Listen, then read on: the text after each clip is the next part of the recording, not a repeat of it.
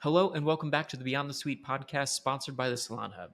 As always, I'm your host, Steve Casano, and today on the pod we have Courtney Casale, otherwise known as Court the Colorist. And we talked to Courtney about her amazingly quick leap into the salon suite industry from a traditional salon. That one gave me anxiety just listening to her story. We also talk about how she collects content and builds that into her day-to-day, how she's been able to lean on her community to not only help grow her Instagram following, but really grow and fortify her business. She also talks about how she's making switches on her scheduling and how she thought it was going to be such a big deal, but in the end, she did some really simple things to where she now really enjoys the schedule that she works. Courtney is vibrant, she is truthful, she is very direct, and we loved talking to her today. So without any more further ado, here is Court the Colorist.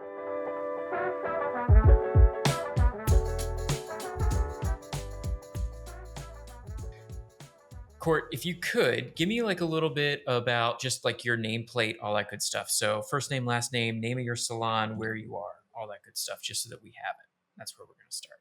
All right. So it's Courtney Casale. The Instagram name is Court the Colorist. And my salon name is actually Main Escape, which I'm right in Media, PA, but no one knows me as Main Escape, which is funny. So I'm not really sure why I picked it. So I'm actually going to be changing that soon, the salon name. I'm not sure to what. Oh, okay. But that's going to be happening. I might just really do I would literally just might name it my Instagram name or something. But yeah, so I'm in Media, Pennsylvania, and the salon suite's there, right in Delco, the best place ever. We've had more Delco salon owners on this podcast than anywhere else in the country, which it's is the best. Telling, if anything else. It's awesome. No, that's great. So, when you opened the Main Escape, soon to be titled something else, something LLC, you opened up, I'm assuming your first time owning your business was in a salon suite. Is that right? Yes. First time was salon suite. Very, very quick. It was a very quick decision. Okay. So before you opened up that suite, how long were you in a traditional salon environment? Hey, thanks for tuning into the podcast. This is just a really quick reminder for you to like and subscribe on our YouTube channel and on Spotify. It helps us out a lot because then we get to know that you want more of this. So if you could quickly do that for us right now, that'd be great. And we'll continue to make more content for you just like this. All right, back to the pod. Oh my gosh. I was in traditional salons for about, let's say about 10 years. Wow. Honestly, very long time. I was just in pretty basic salons. And it was good for a while until, you start thinking about your future, and the salon suites became a thing. They were not a thing a long time ago. And then you just saw the move of everyone doing it, and kind of popped into my head. That's awesome. Yeah. So when did you make the switch? What year? It was actually right after COVID. 3 months after COVID, I decided, you know what? This is going to be a really great idea. Let me open a salon. So almost 4 years. So yeah, it was about a little bit after COVID. I mean, I don't say it was a bad idea. I think my parents were a little like, do you think you should be doing this? But I just jumped into it. I was like, let's just see what happens. If worst comes to worst, I close up and go back to a salon. That's so true. Yeah. So wait, what led to that jump then? Because you said you made the decision like really quickly. What was that decision process like for you? When I mean quick, I mean days. Wow. Of from where I was to where I had to potentially where I was going to go. I just was over salon life and, a little bit of drama and everything. And I kind of just wanted to be able to do my own thing, which was leading up to that. So I made the decision within days. I stalked Bo, called him a million times. I was like, please answer me. I need a salon suite. I called Chrissy, Bobby. I was like, I didn't even see my actual salon suite. I was like, I will sign. I have to have this figured in days. I had a contract sent to me. I didn't even read it. I signed it, sent the deposit, and was good to go. I would not take that advice from me. Yeah. But then I was just done. I wanted to do my own thing. I wanted to dress how I wanted, do my hair how I wanted. I wanted to be able to do everything on my own. So to give people a little bit of context, Bo is the owner of the Sola salons in Yeah. in the Philadelphia area, South Mm-hmm. Jersey area. And then Bobby and Chrissy, who have both been on this podcast, for those Mm-hmm. who maybe haven't gone back, are two fellow incredible stylists that are also in Amazing. that Sola salons in Media, PA. And speaking of those two, right, you've formed a really strong friendship with them. Did you Yes. know them before going into that space? So I actually worked with Bobby at a salon for a couple of days, like 8 or 9 years prior to that, which we had forgot about. So Wow. funny. I know, really weird. Um, and Chrissy, I had met through another hairstylist friend like a long time ago and just kind of connected during like the COVID thing. And after they got there, kind of showed me what was going on, told me what the deal was. And once, I wasn't happy, I'd reach out to them and they were like, you got to come here. Like, it's awesome. You get to do your own thing. And obviously I think everyone would be nervous going into that, but Yeah. that's how it was. It's very strange that we barely knew each other. They did, but I didn't. And then Yeah. I just started calling them and texting them. And Christy was like, just come up here and look at mine and Bobby's, and maybe that'll help you make the decision. And that's where that got started with us three. That's crazy. It's so weird. You went from not really liking where I am to owning your own business and opening a salon in how many days total? Probably 5 or 6. Yeah. It's like, I remember it's incredible. I remember I had it and I went to my parents' house just to see them for a little. And I said, oh, I just want to let you know, I signed and I'm opening a salon. And they were like, oh, okay. And I was like, no, I'm being serious. Like, the contract's on my phone. I kind of need some help getting some stuff up there right now because I have to open in 2 days and take clients. That's crazy. So in that transition, right, that 6 days is like no warning. So what did you do with your book?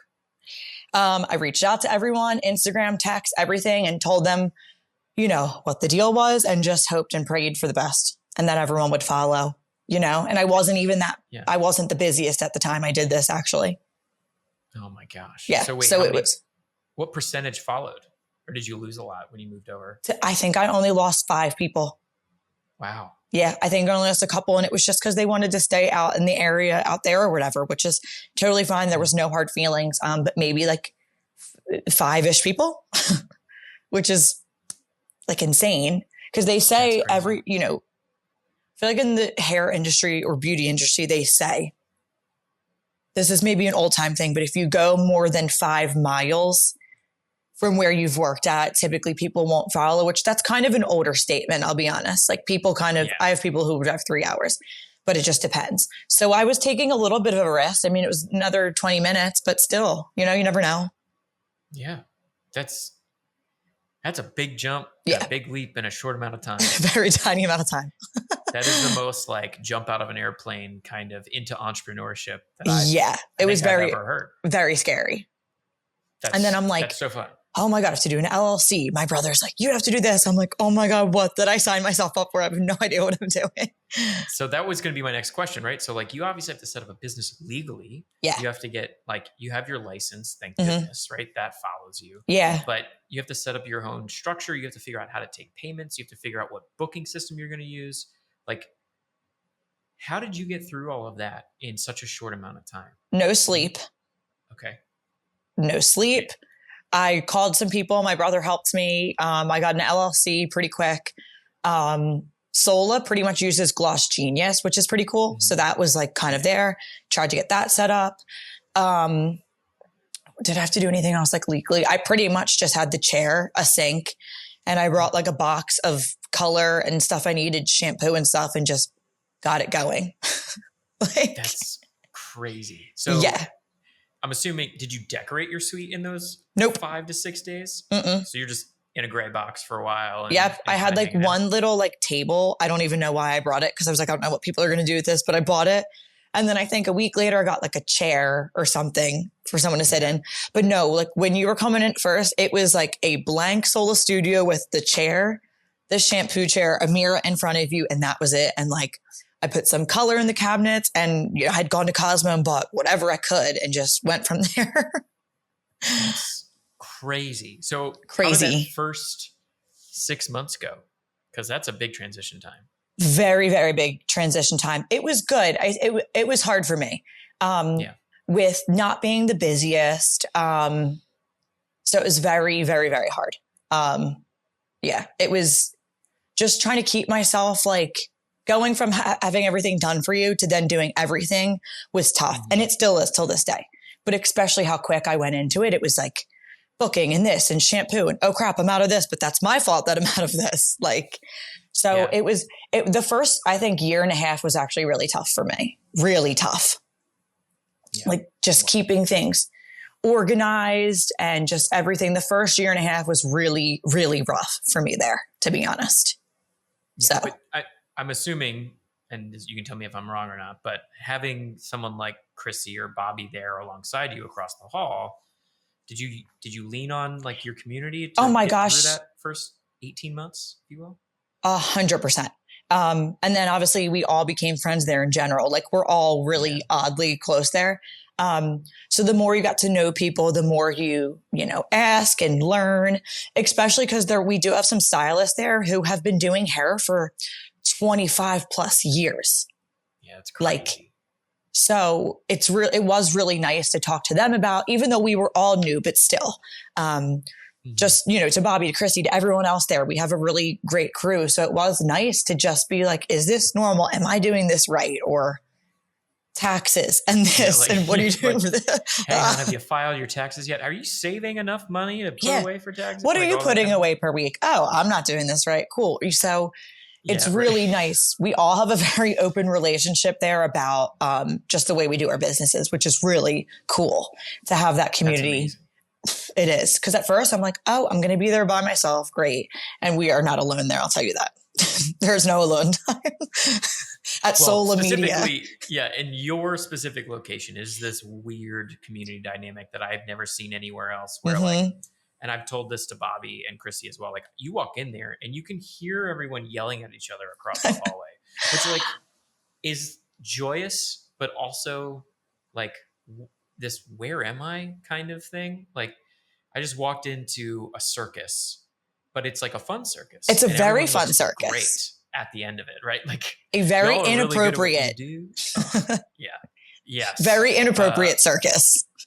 100%.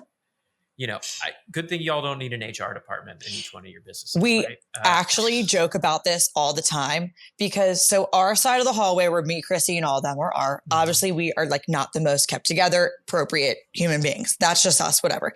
The other side, we call them Chester County over there. They're like nice, they're put together, they wear heels. They don't talk inappropriately. So when they come over to their side, they're like, oh my God, what is happening over here? But our clients do really like it because it's us. We're not going to put on a show for anyone. It's also an experience at that point, right? Like, yeah. You're going to I'm going to go, I'm going to get my hair done. I'm going to be there for like 3 hours and I don't know what I'm getting into. It's going to be different every time. Right? Exactly. 100%. And you've been able to really kind of bleed that into your social media and marketing stuff, which we'll get to in a second. I don't want to skip there yet because that's like the big chunk that I really want to talk to you about. But in that first 18 months, right, you had a lot of people obviously come over, but you weren't the busiest. How did you start to grow your business independently? Because a lot of people, again, they start with like okay, I got to figure out how I'm going to market, how I'm going to do all these things, and then I'll open my business once I think I figured that out. You're like, I'm opening a business, I'm going to figure it out, it'll be fine. I'm bringing whoever I can. And then how do you grow your book? Like, how did you do it?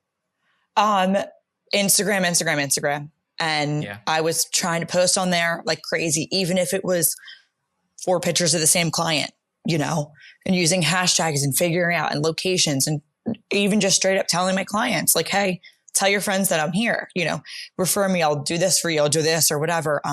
So really just trying to hit like the marketing of the Instagram side, word of mouth. I was just trying that the best I could, TikTok has been huge for me. But really just hitting those and making sure to like tell my clients, like after you get your hair done, if you post a selfie, tag me in it. So then all your friends see where you're going. Little stuff like that matters, you never know if like two people are going to be like, oh, I love her hair. Let me click and see where she is, little stuff like that. And that first year and a half was huge for me with trying my best to grow my book then, which was just very, very tough time for me. Yeah. There was a lot going on too for me, which like whatever we can get into. So that was even harder, like trying to not get my personal life in on this first year and a half of my business was really hard.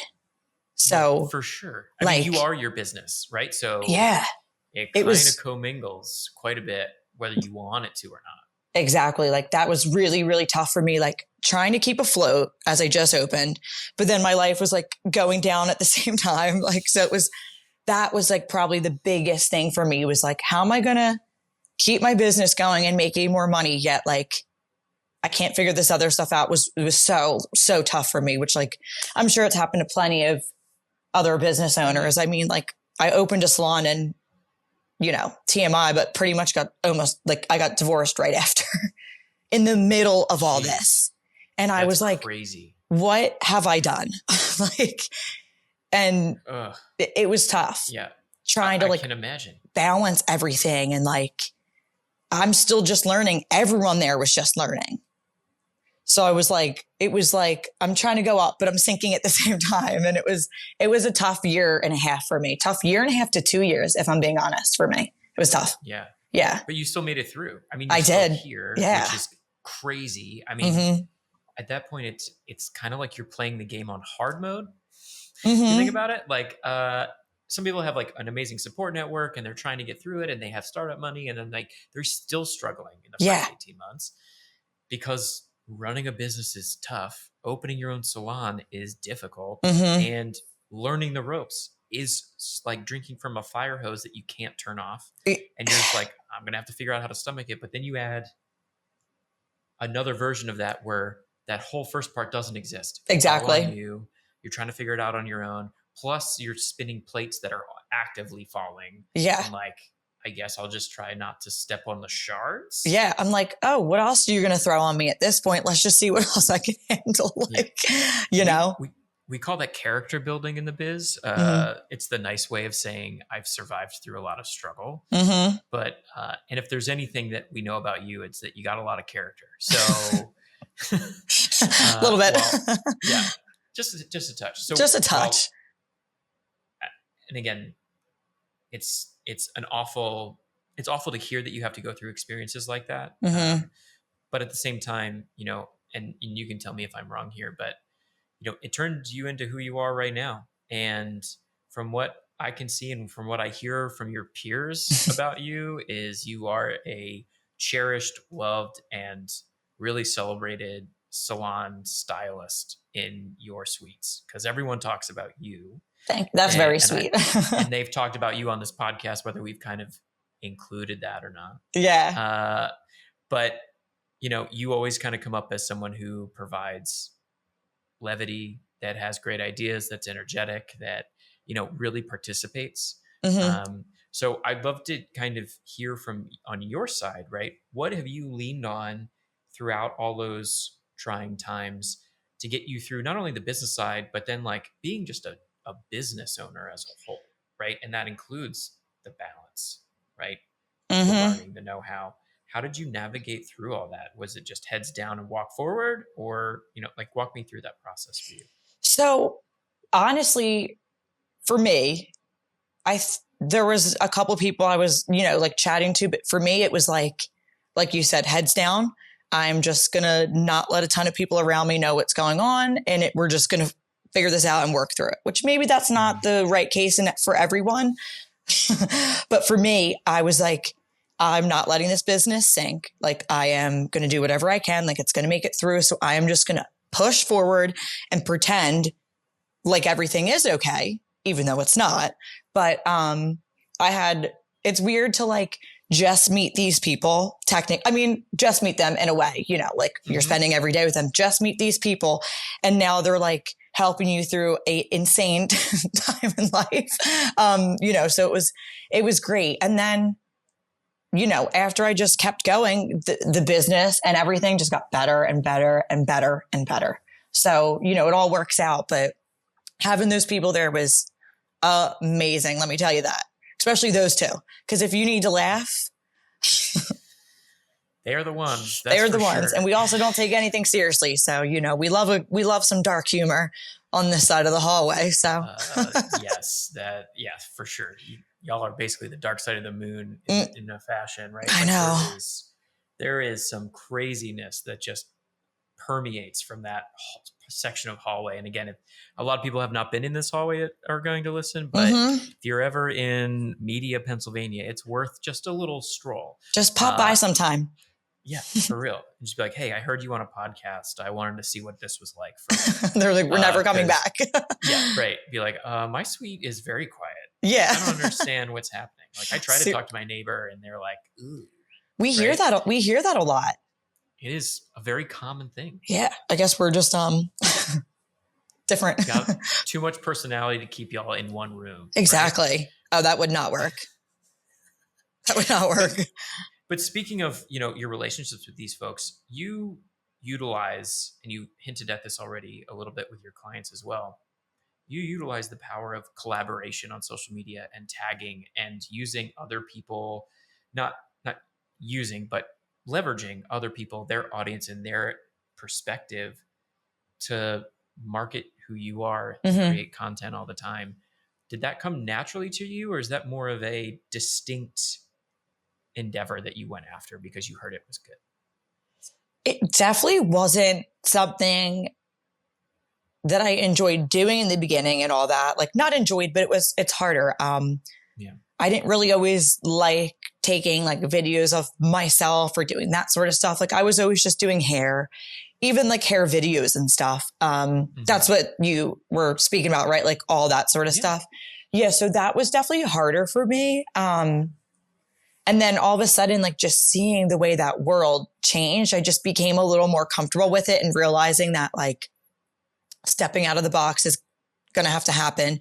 Even though I act like that in person, it just felt weird to like start recording that and all of us. But seeing a lot of other people do it just felt like fun, and Bobby and Chrissy and even anyone else in Sola, like if you ask them to do stuff with you. But yeah, it was really fun to start doing the collabs and all that and seeing what all this hair world was putting out there. And now it's just easier. But at first it was super strange to be like setting your phone up with these like weird sounds and just hoping people thought it would be funny.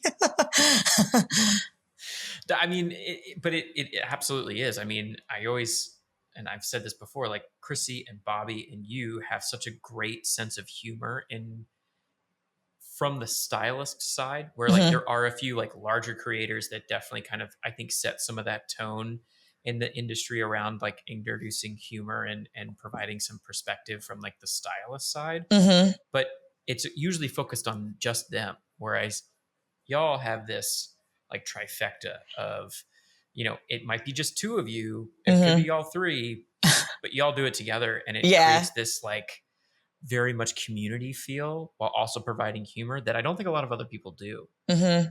Who drives that the most out of the three of you?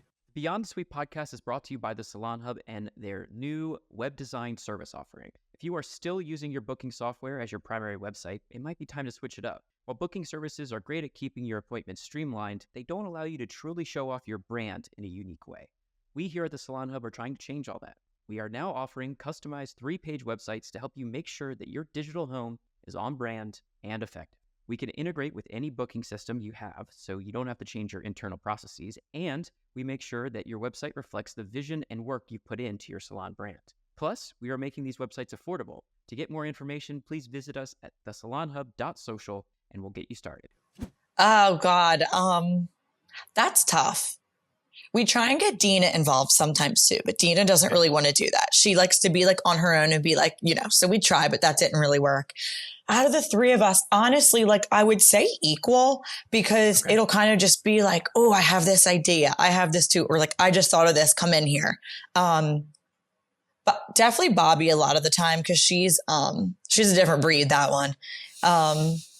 But no, it's pretty equal. I would say it's just like if we see a sound or if something happened in the salon that week and we're like, wait, this is funny. Let's let's do this to this sound or whatever, sometimes it's just random. So we're lucky that we all have the same humor too with that sort of stuff. TikTok, Instagram, we just see something. Hey, do you want to do this tomorrow? Or I'll just set my phone up or whatever. But maybe if we're going to have to say someone, Bobby. Yeah. Okay. Yeah. Well, I mean, you do a lot on your own too, right? I do. I don't mean to just like push you into the group, but you are in your own right, have some amazing, very funny, very good like hook and bait and switch kind of things that you've been doing, especially lately, which has been awesome. Oh God. Yeah. That water one recently was, that one was very funny. I was like, oh God. So that's the new ones I'm trying to do. So I'm going to try to every week do like a new one of them because that got like such a funny reach. I was getting so many messages and I found that on TikTok and I felt ridiculous doing that and posting it. I'm like, is anyone going to even find this funny or are people going to be like, what are you doing?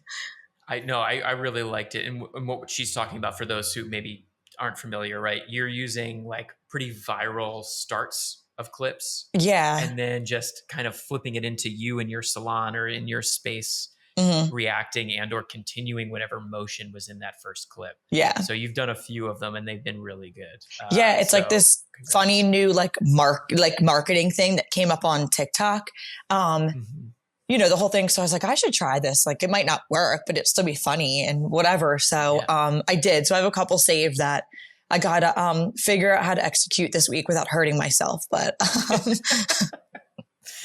danger. Marketing can be dangerous. It can be. There's like some flips and stuff. I'm like, I don't know if I can be doing this, but that's actually pretty crazy. So I'm also interested on the other side, right? Like, so we see all this content that you're creating. What has worked best for you in terms of gleaning new clients? Because at the end of the day, is that what you're trying to do? Or are you trying to get in front of more stylists right now? So honestly, I'm going to say 50-50. Because I do, me and Bobby are teaching and stuff. So I do want to reach more stylists. But I'm also still trying to reach clients. So we're going to say 50-50. So, which is tough because when I am doing content, it's very split now. Certain posts are for clients and certain are for stylists. So, balancing those two has been a little challenging with like how many a week I need to do for each. Does that make sense? Yeah. 100%. And are you doing like 2 and 2? Or are you doing 3 and 3? Like how heavy are you into the content game right now? I feel like I just took about like a week break because I was off, I was like, I don't really want to do this while I'm away, but I've been thinking of doing, I'm trying to do 2 and 2, like maybe, and of the same person though. So I'm not making it too complicated for me. So like, say I just posted a picture for a client, I'll use the same picture in a reel that would hopefully attract a stylist. So I'm trying to do it like that. I'm going to see if that works. It doesn't always work out that way, but I feel like maybe that'll just make my life easier because the content's already going to be in my phone that way. And it's all about making it, it's all about making it easier in that sense for me because it can get very overwhelming. 100%. Yeah. Very common. Very overwhelming. How much time are you spending on the marketing side of everything on average? If you had to like plan out your week, right? How much time are you spending on marketing activities? I would say definitely not enough recently because I got a little frustrated recently. I don't know why. I just did. It happens. So I kind of took a little break from like Instagram and I focused more on TikTok because that's actually where I get all my new clients from anyway and clients in general. Nice. But I would say I try and do like, roundabout, like I try and do an hour a day. Okay. Even if that means going on my phone and favoriting all the pictures that I know I'm going to need for tomorrow or Thursday, favoriting those videos or putting them in a new album and just getting it to an easier place. So when I have more time, they're in like a secured location. Baby steps. Baby steps. Getting yourself rolling. Exactly. Right. Like, I only have 20 minutes right now, so I'll just maybe pop it in an album, favorite it. So like I said, when I have time, I can go back, and use them for the reels or the TikTok I need to make. And I make everything on my phone first. I used to do it in each separate app. And then I'm like, what am I doing? So I make it on my phone and just pop it in whatever app I'm using at the time. Do you use a specific like editing app then that's separate? I Like, are you a do. CapCut person or?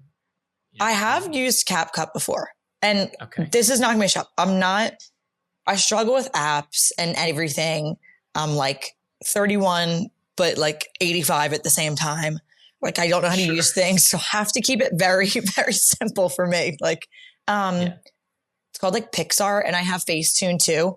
But, my editing is mainly for videos. I try not to do anything to my pictures, anything at all, besides blurring the background if needed. I do try not to touch anything with the picture. So mostly the editing's coming for videos. So like a Pixar or like a Facetune works for that, just to like edit out stupid little things, or if I moved the camera, like little stuff like that. Right. So, but I try and record so that I can do the least editing possible. I try. Smart. Yeah. For my sakes. There's people who can have a video for 4 minutes or whatever. I need to keep it simpler for me. But yeah, so those apps have been super helpful. But like I said, I really don't do much to my pictures. I try not to. Sometimes you need a little blur because it's a little messy and there's stuff in the background. But no, I try not to do anything to my pictures if I don't have to. I think that's gotten a little out of control in this industry. I'm allowed to say that. It's just a little much now. You can say whatever you want. It's gotten a little too far, in my opinion. Yeah, there's definitely a lot of folks that are doing like a ton of saturation touch-ups and things like that, or like going off after the AI side of things. And you're like, oh my God. I know it's hard because, and I love it. There's so many beautiful women out there and stuff, but like, I do not have clientele who's going to come and put a full face of makeup on for me, change their outfit, and blah, blah, blah. Like, these are all working women. Like they are not coming and doing that. So I try and keep it as simple as possible. I'm not doing anything to anyone's face. Like it's really simple where I am. Like, and some people tell me don't put my face in it, and I won't, Well, that's what I wanted to kind of get into, was more of your content collection practice, okay. Right? Because obviously you have to get this content from somewhere. You have to take the photos, you have to take the video content, right? When you're working with clients, how does that work? Like, how do you prep them ahead of time? Like what happens? So I try not to do too much prep before, because I don't want to make anyone like nervous to think like, oh, I'm recording you or whatever. Sometimes I'll just start off saying like, hey, I'm going to take some before pictures and videos, whatever. And then I won't even really say anything. I'll just like set my tripod up and then tell them like, oh, I'm going to I record some stuff. And they're usually like, oh, I won't say anything. I'm like, no, don't you worry. This will all be cut out. Like, none of what we talk in here can be put, on there, but I can't go anywhere. We got to delete the sound immediately. Exactly. Yeah. So yeah, I try not to go too far into that, because I think it makes people nervous, which is funny and strange at the same time. But I just tell them like, I just like to take little clips for TikTok, for Instagram, whatever. And they are totally fine with it. I just have my tripod around, usually my phone, or I just hired an assistant one day a week recently, and she'll record for me every once in a while because I like the angle from there. So we'll do that sometimes, which is really nice. And then obviously the ending, they're more aware of it when we're at the front, I'm brushing, I'm spraying, I'm doing it all.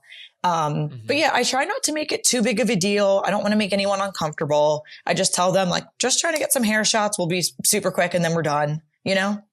So I try to make it very comfortable and easy, That's great. Yeah. That's really good. Yeah. So you mentioned that you have an assistant now. Yeah. And is this more of an apprentice thing, or is an assistant like assisting you with your business? Like when you say assistant now, I have to ask, because you're a business owner, not just a hairstylist. Very true. Right? Like which side of the ball are they helping on? And it could be all of it. Right. But she does not want to become a hairdresser. Okay. Yeah. She's just here she is actually one of the other girls' assistants. But the other girl, Natalie, doesn't work on Tuesdays. And I was like, hey, I dropped my Saturdays. I need help with Tuesdays if I double book. Do you want to work for me? She was like, yeah. So she does all like the shampoos, the glosses. She'll do laundry, dishes. She cleans everything for me. She like keeps me in check if I'm being like extra like messy, or just like, maybe a little behind on time or whatever. So that's very new for me. Like I really only had that like one other place. But I was just getting a little overwhelmed with some stuff. And especially dropping Saturdays, I'm like, if, I need to make up the time and trying to get done early, like Friday nights. Mm-hmm. So I'm like, I'm going to have to crush my Tuesdays if I'm going to do this. So yeah, she helps me with double booking, which is awesome. She helps me blow dry and everything. So that's been really great. And my clients have no problem with it and they love her, Nice. And she doesn't want to become a hairstylist? No. Mm-mm. What is the goal? I'm not sure, to be honest. She loves being in the salon atmosphere, and that. Okay. So she's going to just keep doing this for now, I think. And she loves it. So great. I was a little nervous with clients for some reason, bringing an assistant on, because you really don't know what's going to happen with that. Right. But she's young, she's super fun. And it's been such an easy transition, which has been great. So nothing's been wrong with that. And I love doing that, especially if I look and I'm like, oh, there's someone coming in 15 minutes, grab a blow dryer and get over here. So that has been amazing. That's awesome. Yeah. Why the shift away from Saturdays? I hated it, to be completely honest. I hated working Saturdays since the day I was in beauty school, having to go to school on Saturdays. I'll be fully honest. It was the worst thing ever. So I've dreamed about dropping Saturdays my whole entire career. And I moved to it. And now I've made it. I moved to an awesome apartment complex that had a pool. And I was like, I'm sitting my butt at that damn pool on Saturdays and I'm not doing hair. That's literally my reasoning. Oh, man. I didn't like it.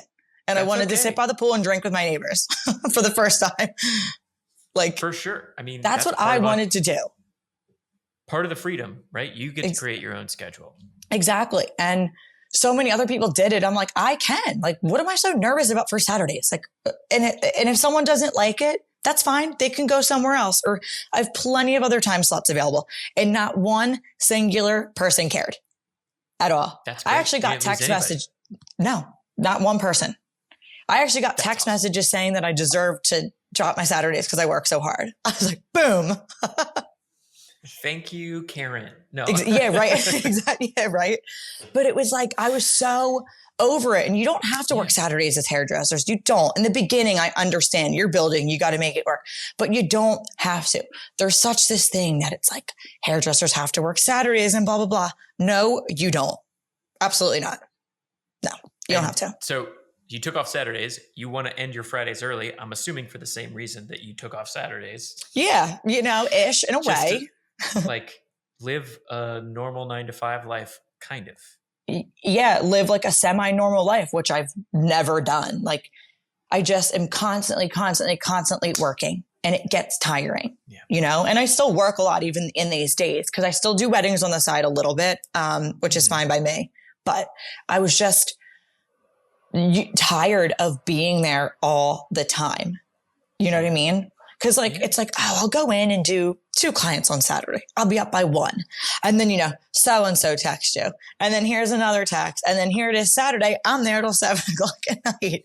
And then I'm tired on Sunday. And I just was over it. I did it long enough. And I'm like, if I can figure out my schedule during the week and fit the same amount of people in and make the same amount of money, why would I work more days? And I need more time to figure this other stuff out. The social media portion, which I do take seriously, but I'm trying to take it a little more seriously. Which sounds funny, but I need a little more time and to make it a little more serious. So, and I'm just so happy I made that jump and I went on the Gloss Genius and I blocked him out. It was working on this day. Nope. Forever. No one can even go on there and book a Saturday. It's not even possible. That's awesome. And I loved it. You are working Sundays. No. Oh, okay. I didn't know if you shifted. No, absolutely not. No Saturdays, no Sundays. No Mondays. No Mondays? Nope. 4-day week sounds pretty dope. It's pretty sweet. But my weeks are long, very long. My Tuesday, Wednesdays are intense. I am 8 to 9 or 9 to 9. Whoa. Yeah. It's funny, the girls at the salon will be like, what time are you in tomorrow? 6 a.m. for a full highlight. Cause they know if I'm there, I'm there. So my days are long once I'm there not to make up for not being there cause it's whatever, but just to fit the people in. If I'm going to work, I'm going to work 12 to 14 hour days. Your time. Yeah. Exactly. Why not? I'm there. Yeah. You also know that like you are not available for other things on those days.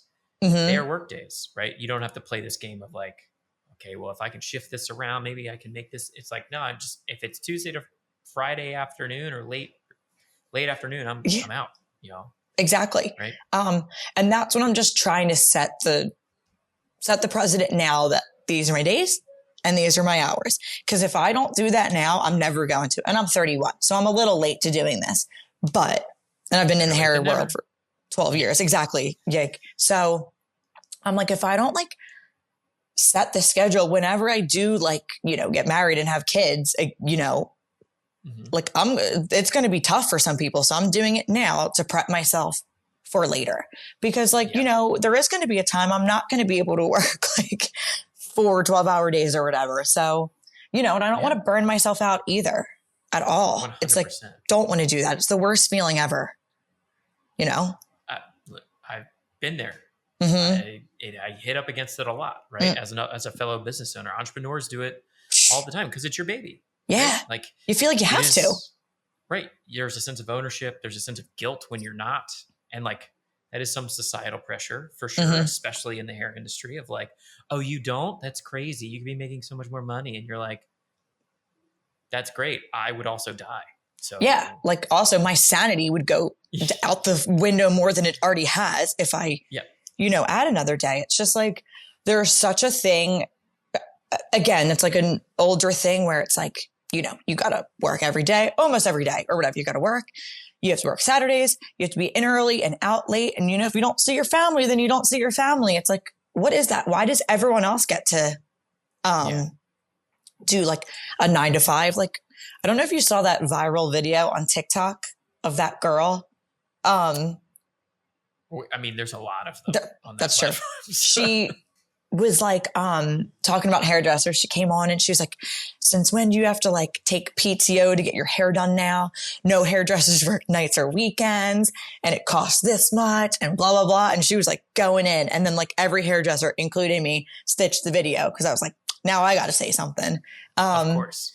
And like everyone just agreed. It was just like, why do we have to be there till like 10 at night? Or like, hair is different now.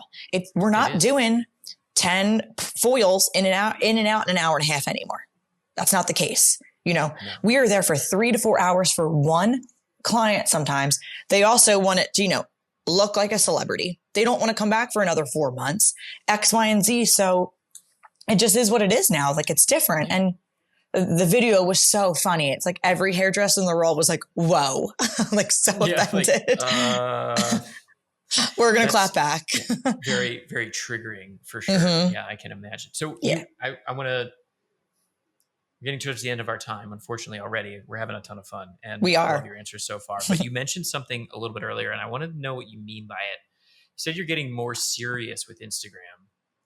What does that mean? What does more serious look like for you?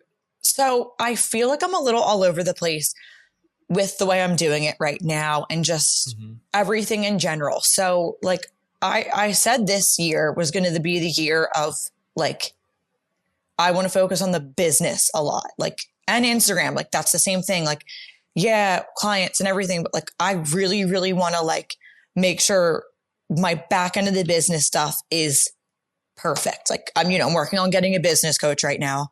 And the Instagram, I just want to take it more seriously. I want to figure out when is going to work for me to post and edit. Like, I don't want to just be randomly doing it. I want to look at my schedule and be like, I'm going to do it these days and figure it out because, I'm a little all over the place. I'm not perfect. No one is.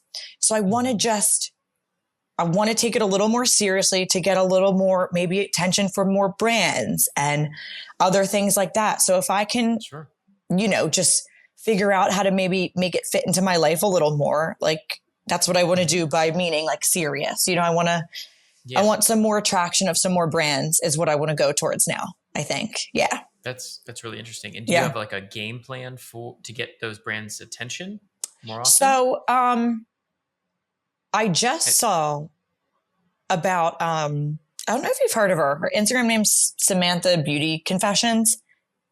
Yes. She Yes. has 2 online things that I'm actually going to purchase tonight. One's about how to attract more brands to see you.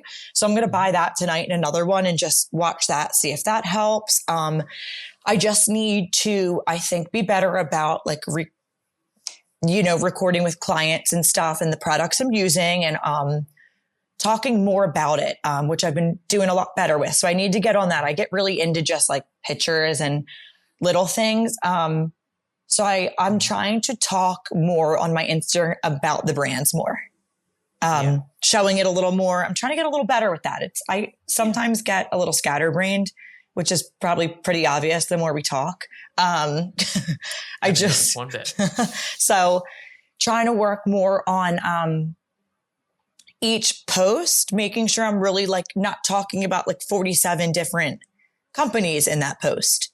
Maybe just talking about one or whatever and doing that. So, hoping that works for me. I'm going to, like I said, buy that little class tonight, get working on that, seeing if that helps, and going from there. Cause it's been a big goal of mine, but I haven't been really like, it's a goal, but I haven't been working on it too hard. So now I'm really trying to like, how can I figure this out for myself and get some more brands noticing me? Cause who doesn't want that as a hairstylist? I'll be honest. For sure. No, you're absolutely right. And I've talked to a lot of them, right? And the ones that have those bigger brand deals, the one thing that I've noticed that they've all done really well is they got approached once they were more themselves more often.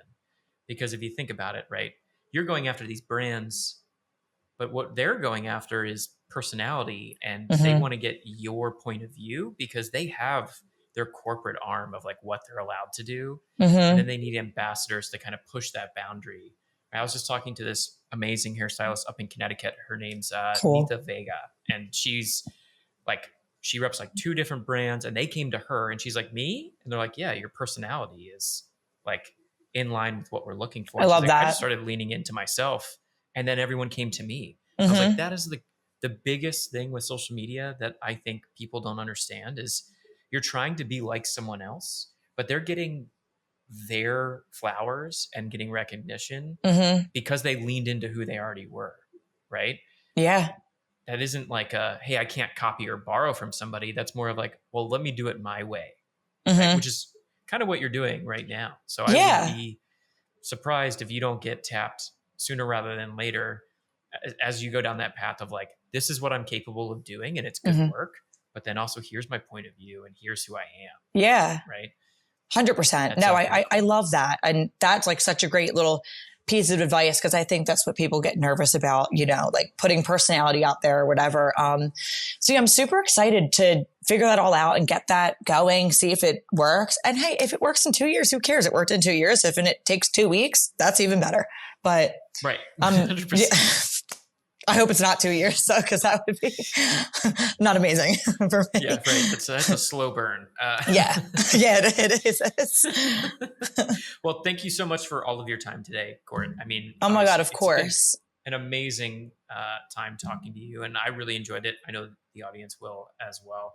You got a lot of personality. You got a lot of thoughts. You got a lot of things going on, and you've had a really fun journey so far, and it's very evident by the content that you produce. So thank you for giving us a little peek into the life of Court the Colorist. Yeah, thank you. I can't wait to see what's next for you. I mean, I'm really excited to see what you do with brands, how you're going to build your business even bigger. We'll be watching real closely. I know. I'm excited. I hope it'll all work out good, but this was super fun. I really love that you guys wanted to have me on. I thought that was like so sweet. Of course, you're everywhere for us. You're on top of all of the things that we do. You've been on my list for a while. It was just, okay, we got to get someone else that's not in media for a little bit. Yeah. We can't blame you. It's not the Delco Hairstylist podcast. Yeah, so I know. I mean, that would be really cool though, but it would be it's kind of a great idea. I mean, again, we're going to work on something, getting the 3 of y'all from that media location together and just see what chaos springs up. So super pumped. The chaos episode is coming maybe the end of summer. So God, it'll be good if everyone's still alive by then. We'll see. Because yikes, y'all are going crazy over there. But thank you again. I really appreciate it. It's been an amazing time talking to you, and I hope we get to talk to you again soon. Yes, thank you so much.